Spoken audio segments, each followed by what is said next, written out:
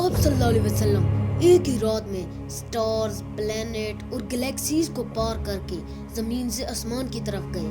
اب اللہ نے قرآن میں ایک جگہ فرمایا ہے کہ زمین اور آسمان کے درمیان ہر چیز اللہ کو سجدہ کرتی ہے۔ اس کا مطلب سٹارز، گلیکسیز، پلینٹس، پہاڑ، درخت۔ لیکن یہ کیسے پاسبل ہو سکتا ہے؟ سجدہ تو اس طرح کیا جاتا ہے، لیکن کبھی سٹارز، پلینٹس کو ہماری طرح عبادت کرتے ہوئے کسی نے نہیں دیکھا۔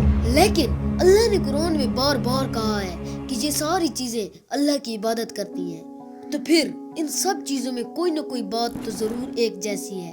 آج سے بہت سال پہلے پوری دنیا کا یہی خیال تھا کہ زمین دنیا کا سینٹر ہے اور یہ بالکل ساکن ہے، گھومتی نہیں۔ آج سے 400 سال پہلے گلیلیو نے پوری دنیا کو دکھایا کہ حقیقت اس کا بالکل الٹ ہے۔ چھوٹے لیول پر پہلے بھی ٹیلیسکوپس موجود تھی، لیکن ان کا استعمال صرف سمندری سفر کے لیے کیا جاتا تھا۔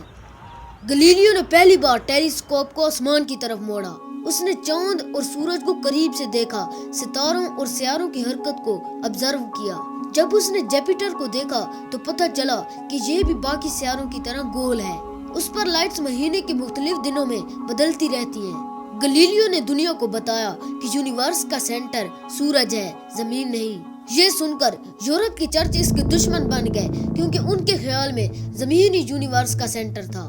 گلیلیو کو سزا دی گئی اور ہمیشہ کے لیے گھر میں بند کر دیا گیا، لیکن اس نے اپنا کام جاری رکھا۔ اس کے بعد اس کی مکمل ریسرچ درست ثابت ہوئی، یہاں تک کہ 350 سال بعد پوپ نے بھی پوری دنیا سے معافی مانگی کہ گلیلیو صحیح تھا۔ آہستہ آہستہ ہمیں پتہ چلا کہ زمین یونیورس کا سینٹر نہیں بلکہ سورج کے گرد گھوم رہی ہے۔ سورج بھی کوئی اتنی بڑی چیز نہیں، یہ بھی اربوں کھربوں ستاروں میں سے ایک ہے۔ یہ سب مل کر ایک گلیکسی بناتے ہیں جو اربوں کھربوں ستاروں سے بھری ہوئی ہے۔ یہ گلیکسی بھی کسی بہت بڑی چیز کے گرد گھوم رہی ہے، وہ ہے بلیک ہول، جو تقریباً ہمارے سورج سے 40 لاکھ گنا بڑا ہے۔ جس طرح سورج تمام سیاروں کو ایک سرکل میں رکھتا ہے، اسی طرح بلیک ہول پوری گلیکسی کو ایک سرکل میں رکھتا ہے۔ یہ گلیکسی بھی کوئی بڑی چیز نہیں، اس طرح لاکھوں گلیکسیز مل کر ایک کلسٹر بناتی ہیں۔ آپ نے نوٹ کیا ہے یونیورس میں ہر چیز کسی نہ کسی چیز کے گرد گھوم رہی ہے۔ جب آپ صلی اللہ علیہ وسلم معراج پر گئے تو انہوں نے بیت المعمور میں فرشتوں کو نماز پڑھتے ہوئے نہیں دیکھا، کیونکہ وہ فرشتے بھی کسی نہ کسی چیز کے گرد گھوم رہے تھے۔ گھومنے کا عبادت سے کیا تعلق؟ یہ بات سورہ حج میں کی گئی ہے۔ حج میں دنیا بھر کے مسلمان کعبہ کے ارد گرد چکر لگاتے ہیں، یعنی طواف کرتے ہیں۔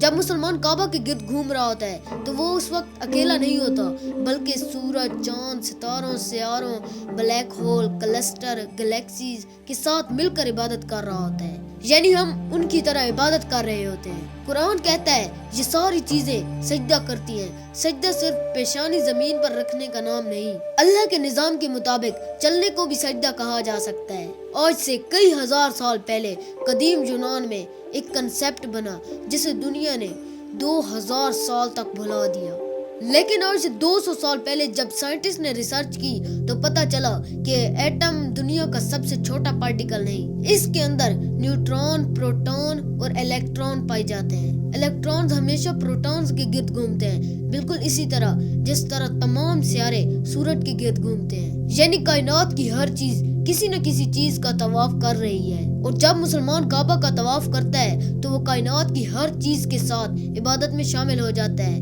یعنی الیکٹرون سے لے کر ستاروں تک۔ شاید اسی لیے اسلام میں طواف کرنا سب سے بڑی عبادت ہے۔ جب سورہ حج میں اللہ نے فرمایا کہ یہ ساری چیزیں میری عبادت کرتی ہیں، تو یہ ہماری طرح عبادت نہیں کرتی، بلکہ ہم حج پر جا کر ان کی طرح عبادت کرتے ہیں۔ جس دن ان سب چیزوں کا طواف رکا، اس دن قیامت آ گئی۔